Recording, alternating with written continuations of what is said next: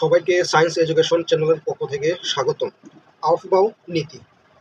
Aufbau নীতিটা হচ্ছে Aufbau হচ্ছে একটি জার্মানি শব্দ। এটা হচ্ছে একটি জার্মানি শব্দ, যার মানে হচ্ছে বিল্ডিং আপ। ইউআইএল, বিল্ডিং আপ। আউফবাউ নীতি অনুসারে বিল্ডিং আপ শব্দটির অর্থ হচ্ছে ছোট থেকে বড় করে ইলেকট্রন বিন্যাস করা। ছোট থেকে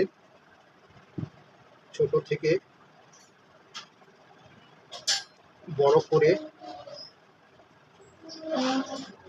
ইলেকট্রন বিন্যাস করা। ইলেকট্রন বিন্যাস করা, ছোট থেকে বড় করে ইলেকট্রন বিন্যাস করা। আউফবাউ নীতি অনুসারে ইলেকট্রনগুলো নিম্ন শক্তির অরবিটালে আগে প্রবেশ করবে। ইলেকট্রন নিম্ন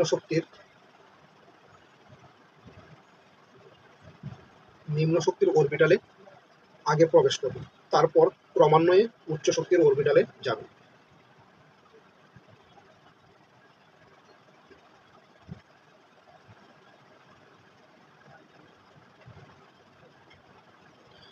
আউফবাউ নীতি অনুসারে আমরা কি পাচ্ছি? ইলেকট্রনগুলো নিম্ন শক্তির অরবিটাল পূর্ণ করে তারপর উচ্চ শক্তির অরবিটালে প্রবেশ করবে। এখন আসি অরবিটালের শক্তি কিভাবে বের করতে হয়। অরবিটালের শক্তি বের করার জন্য আমরা n+l এর ফর্মুলা ইউজ করব।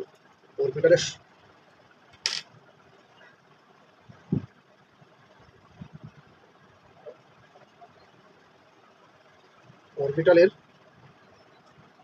শক্তি বের করার জন্য n+l এর ফর্মুলা ইউজ করব।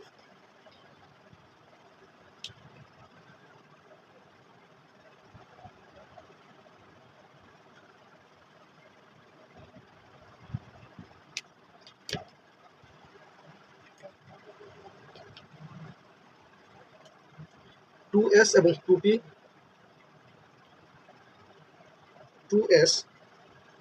এবং T2p অরবিটালের জন্য n+l এর মান আমরা বের করব। তার আগে আমাদেরকে বের করে নিতে হবে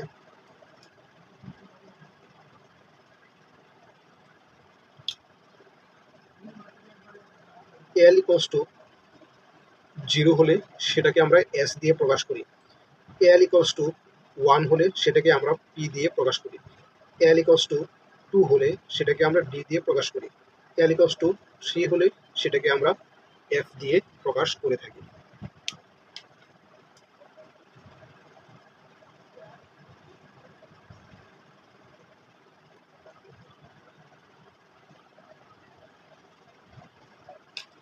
এখন 2s অরবিটালে প্রধান কোয়ান্টাম সংখ্যা n এর মান হচ্ছে 2। s অরবিটালের জন্য l = কত লিখতে পারি? l = 0 লিখতে পারি। এখন n+l যোগ করলে আমরা কি পাবো? 2। 2p অরবিটালের জন্য n এর মান হচ্ছে 2। p অরবিটালের জন্য n এর মান আমরা কি পাই? p অরবিটালের জন্য l = 1 আমরা লিখতে পারি। এখন n+l যোগ করলে আমরা কি পাবো? 2 আর 1 3। এখন 2s অরবিটালে n+l এর মান হচ্ছে 2 এবং 2p অরবিটালে n+l এর মান আমরা কি পাচ্ছি? 3 পাচ্ছি। এখন আউফবাউ নীতি অনুসারে ইলেকট্রনগুলো আগে নিম্ন শক্তির অরবিটালে আগে প্রবেশ করবে, তারপর উচ্চ শক্তির অরবিটালে যাবে। তাহলে এখান থেকে আমরা কি পাচ্ছি? যে n+l এর মান 2s অরবিটালে কম এবং 2p অরবিটালে বেশি। তাহলে 2s অরবিটাল হচ্ছে কম শক্তি সম্পন্ন এবং 2p অরবিটাল হচ্ছে বেশি শক্তি সম্পন্ন। আউফবাউ নীতি অনুসারে ইলেকট্রনগুলো 2s অরবিটালে আগে প্রবেশ করবে, তারপর 2p অরবিটালে যাবে।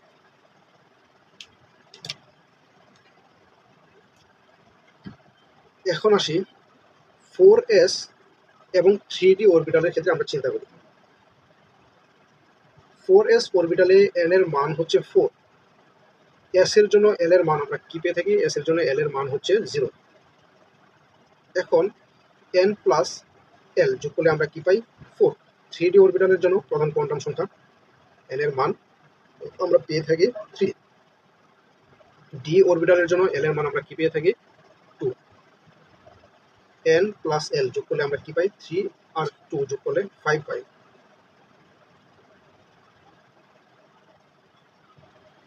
তাহলে 4s অরবিটালে n প্লাস এল এর মান 4, 3d অরবিটালে n প্লাস এল এর মান হচ্ছে 5। তাহলে 4s এবং 3d অরবিটালের মধ্যে n প্লাস এল এর মান 4s অরবিটালে কম। তাহলে আফবাউ নীতি অনুসারে 4s অরবিটালে ইলেকট্রন আগে প্রবেশ করবে, তারপর 3d অরবিটালে ইলেকট্রন যাবে।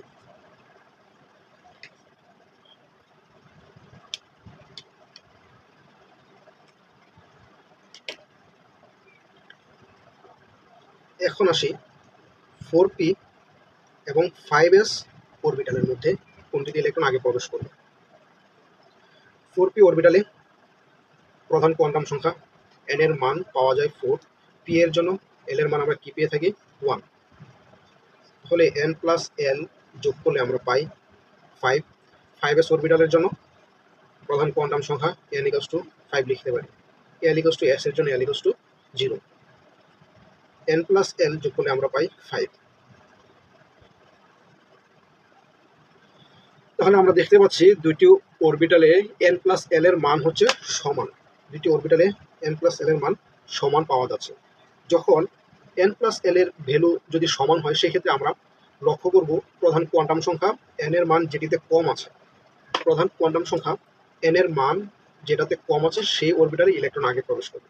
তাহলে 4p এবং 5s অরবিটালের মধ্যে যেহেতু 4p অরবিটালে প্রধান কোয়ান্টাম সংখ্যা n এর মান কম, সেহেতু 4p অরবিটালটা হচ্ছে কম শক্তি সম্পন্ন এবং 5s অরবিটালটা হচ্ছে উচ্চ শক্তি সম্পন্ন। তাহলে আফবাউ নীতি অনুসারে 4p অরবিটালে ইলেকট্রন আগে প্রবেশ করবে।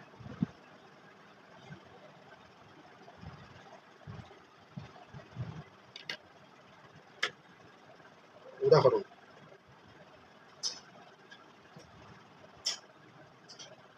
আফবাউ নীতির ব্যতিক্রম।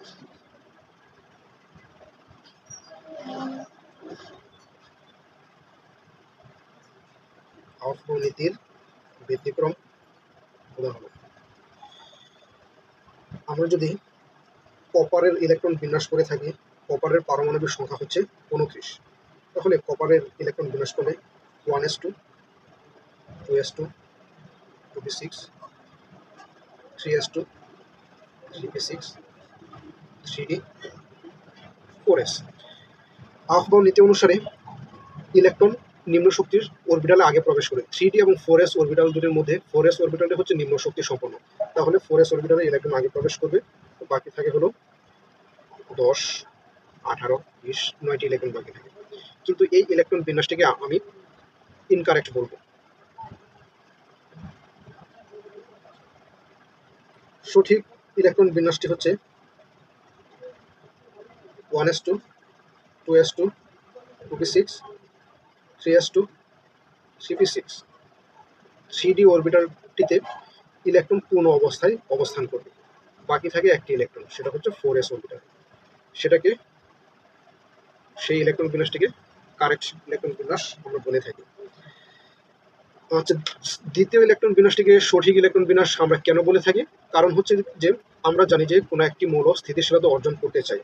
একটি মৌল কখন স্থিতিশীলতা অর্জন করবে? যখন সেই মৌলের ইলেকট্রন বিন্যাস পূর্ণ অবস্থায় অবস্থান করবে অথবা অর্ধপূর্ণ অবস্থায় অবস্থান করবে। সেকেন্ড যে ইলেকট্রন বিন্যাসটা আছে, সেই ইলেকট্রন বিন্যাসের ক্ষেত্রে 3d অরবিটাল পূর্ণ অবস্থায় অবস্থান করবে এবং 4s অরবিটালটা হচ্ছে অর্ধপূর্ণ অবস্থায় অবস্থান করবে। তাহলে কোনো একটা মৌল তখনই স্থিতিশীলতা অর্জন করবে যখন সেই মৌলের ইলেকট্রন বিন্যাস পূর্ণ অবস্থায় থাকবে অথবা অর্ধপূর্ণ অবস্থায় থাকবে। সেই জন্য সেকেন্ড যে ইলেকট্রন বিন্যাসটা আছে সেটাকে আমরা কারেক্ট ইলেকট্রন বিন্যাস বলে থাকি। তাহলে কিছু কিছু মৌল আছে যেগুলো আফবাউ নীতি অনুসরণ করে থাকে না, তবে বেশিরভাগ মৌলই হচ্ছে আফবাউ নীতি অনুসারে হয়ে থাকে।